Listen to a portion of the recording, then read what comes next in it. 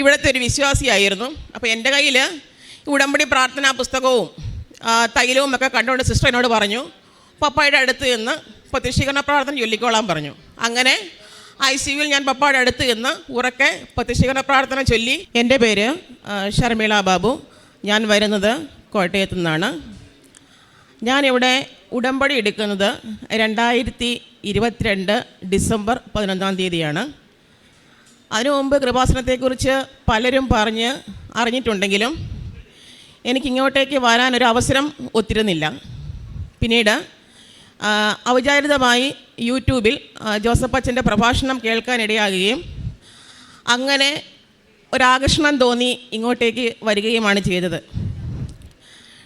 ഈ ഡിസംബർ 11 ഞാൻ വന്ന് ഉടമ്പടി എടുത്ത് പോകുന്ന അന്ന് രാത്രിയിൽ ഉറങ്ങുന്ന സമയത്ത് എനിക്ക് മാതാവിൻ്റെ സ്വപ്ന ദർശനമുണ്ടായി.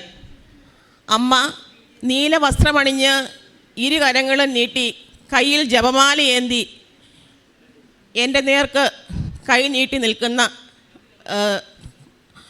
സ്വപ്നമാണ് ഞാൻ കണ്ടത്. അപ്പോൾ അമ്മയുടെ കയ്യിൽ ജപമാലയുണ്ടായിരുന്നു.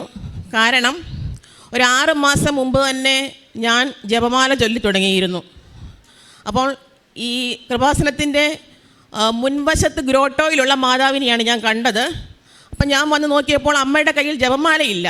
പക്ഷേ ഞാൻ സ്വപ്നത്തിൽ കാണുന്ന അമ്മയുടെ കയ്യിൽ വലിയ മണികളുള്ള ജപമാലയുണ്ടായിരുന്നു. അപ്പോൾ എനിക്ക് തോന്നി ഞാൻ 6 മാസം മുമ്പേ ജപമാല ചൊല്ലി തുടങ്ങിയത് കൊണ്ടാണ് അമ്മ ജപമാലയുമായിട്ട് എന്നെ സ്വപ്നത്തിൽ കാണാൻ വന്നതെന്ന്.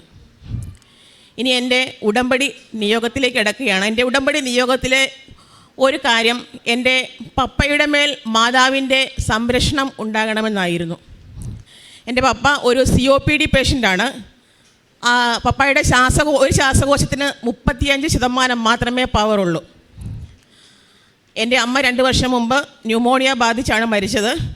അപ്പം പപ്പയ്ക്ക് എന്തെങ്കിലും അസുഖം വന്നാൽ തന്നെ എനിക്ക് ആകെ വിഷമമാണ്. അപ്പം അതുകൊണ്ട് തന്നെ ഈ അടുത്ത് ഫെബ്രുവരി 4 ആയപ്പോഴത്തേക്ക്, അതിനു മുമ്പ് തന്നെ ജനുവരി 31 ഒരു തിമിര ശസ്ത്രക്രിയ നടത്തിയിരുന്നു. അപ്പോൾ തിമിര ശസ്ത്രക്രിയക്ക് ഓപ്പറേഷൻ നടത്തിക്കഴിഞ്ഞ് ഈ COPD പേഷ്യൻ്റ് ആയതുകൊണ്ട് തന്നെ ഈ ശ്വാസം മുട്ടലും ചുമയും പനിയും വല്ലാണ്ടങ്ങ് വർദ്ധിച്ചു. അപ്പോൾ സാധാരണ ഇങ്ങനെ വരുന്നത് കാരണം ഞങ്ങളത്ര കാര്യമാക്കിയില്ല. അത് ഫെബ്രുവരി 4 ആരംഭിച്ചു. അപ്പോൾ തന്നെ ഞാൻ എൻ്റെ കയ്യിലുള്ള ഉടമ്പടി തൈലം പ്രത്യക്ഷീകരണ പ്രാർത്ഥനയൊക്കെ ചൊല്ലി വിശ്വാസ പ്രമാണം ചൊല്ലി പപ്പയുടെ നെറ്റിയിൽ പൂശി ഉപ്പ് നൽകി പപ്പയുടെ തലയണയ്ക്കടിയിൽ ഞാൻ എൻ്റെ ഉടമ്പടി കാശ് രൂപം വെച്ചു. 5 രാത്രി ആയപ്പോഴത്തേക്ക് പപ്പ സ്വപ്നം കാണുകയാണ്. മാതാവ് കയ്യിലൊരു ചെറിയ ബോക്സ് ഉണ്ടെന്ന് പറഞ്ഞു, ചെറിയൊരു ബോക്സ്. ആ ബോക്സുമായിട്ട് അമ്മ പപ്പയുടെ അടുത്തേക്ക് വന്നിട്ട് പറയുകയാണ്, ഞാനിതിപ്പോൾ തരുന്നില്ല, ഞാനൊരു 14 ദിവസം കഴിഞ്ഞ് നമുക്ക് വീണ്ടും കാണാം എന്ന് പറഞ്ഞു. അങ്ങനെ ആ സംഭവം കഴിഞ്ഞു. പിറ്റേ ദിവസം ആയപ്പോഴത്തേക്കും ശ്വാസം മുട്ടലും പനിയും വല്ലാതെ കൂടി ഹോസ്പിറ്റലിലേക്ക് കൊണ്ടുപോകേണ്ടി വന്നു.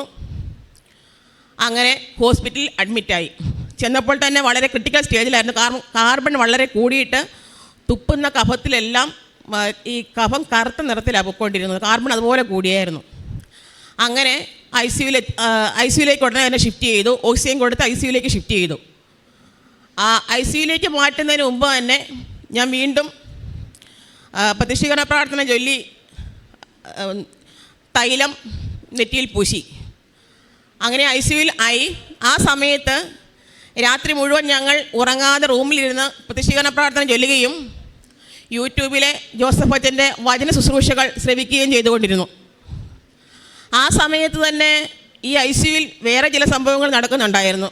കാരണം ഈ ന്യൂമോണിയയുടെ എക്സ്റേ എടുത്തപ്പോൾ ന്യൂമോണിയയുടെ ആരംഭം ഉണ്ടെന്നും പറഞ്ഞു. അപ്പോൾ ഈ ന്യൂമോണിയയുടെ ആരംഭം ഉള്ളത് കൊണ്ട് തന്നെ ഇവർ ന്യൂമോ കെയർ ബൈപ്പാപ്പ് എന്നൊരു മാസ്ക് ഇവരെ മുഖത്ത് വെച്ചിട്ടുണ്ട്. അപ്പം ICUവിലാണ്. 2 നേഴ്സുമാർ ഡ്യൂട്ടിയിലുണ്ട്. അപ്പം ഈ തിമിരത്തിൻ്റെ ശസ്ത്രക്രിയ കഴിഞ്ഞ കാരണം ഈ കണ്ണട വെച്ചിട്ടുണ്ട്. അപ്പോൾ ഈ മാസ്ക് പ്രോപ്പറായിട്ടായിരുന്നില്ല ഇരിക്കുന്നത്. മാസ്ക് പ്രോപ്പറായിട്ടല്ല വെച്ചിരുന്നത്. അതുകൊണ്ട് തന്നെ പപ്പായ്ക്ക് വളരെ അസ്വസ്ഥത തോന്നി. ഇപ്പം കൂടെ ഈ ശ്വാസം മുട്ടൽ ഉണ്ടാകുന്നത് കാരണം ഒന്നാമത് അസ്വസ്ഥനാണ്. അപ്പോഴത്തേക്ക് ഈ മാസ്കും കൂടെ പ്രോപ്പർ അല്ലാതിരിക്കുമ്പോഴത്തേക്ക് അവർക്ക് ശ്വാസം കിട്ടുകയല്ല, ശ്വാസം മുട്ടുകയാണ് വീണ്ടും ചെയ്തത്. പപ്പ ആ കിടക്കയിൽ കിടന്ന് നേഴ്സുമാരെ ഒരുപാട് തവണ വിളിച്ചു. അപ്പോൾ അവരിപ്പോൾ ഒരു രോഗിയുടെ ജൽപ്പനങ്ങളായിട്ടേ കരുതിയുള്ളൂ, അവരങ്ങോട്ടേക്ക് ശ്രദ്ധിക്കുന്ന പോലുമില്ല. അപ്പം തൊട്ടടുത്താണ് ഈ നേഴ്സുമാർ ഇരിക്കുന്നത്. അപ്പോൾ അവർ രണ്ടുപേരും ഒരു പുസ്തകവും വായിച്ചുകൊണ്ടിരിക്കുന്നു, അപ്പ കാണുന്നുണ്ടെന്ന് പറഞ്ഞു. അപ്പം അങ്ങനെ നേഴ്സുമാരെ വിളിക്കുന്നു, അവർ ശ്രദ്ധിക്കുന്നില്ല. അവർ പറയുന്നുണ്ട് അപ്പച്ചൻ ഇങ്ങനെ കിടന്ന് ബഹളം വെച്ച് കഴിഞ്ഞാൽ അപ്പച്ചനെ ഉടനെ ഞങ്ങൾ വെന്റിലേറ്ററിലോട്ടാക്കുമെന്ന് പറയുന്നുണ്ട്.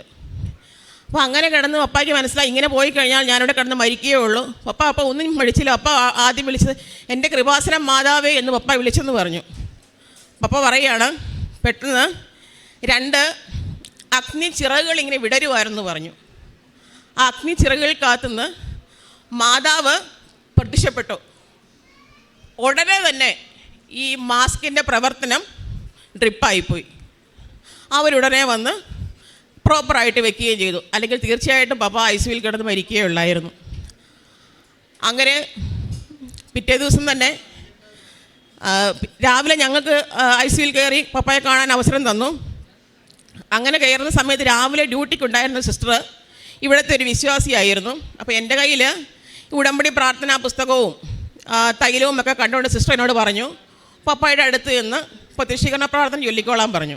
അങ്ങനെ ICUവിൽ ഞാൻ പപ്പായുടെ അടുത്ത് നിന്ന് ഉറക്കെ പ്രത്യക്ഷീകരണ പ്രാർത്ഥന ചൊല്ലി ഉടമ്പടി തൈലം പൂശുകയും ആ ഉപ്പിൻ്റെ ചെറിയൊരു അംശമെടുത്ത് ഞാൻ പപ്പയുടെ കിടക്കയിൽ വിതറുകയും ചെയ്തു.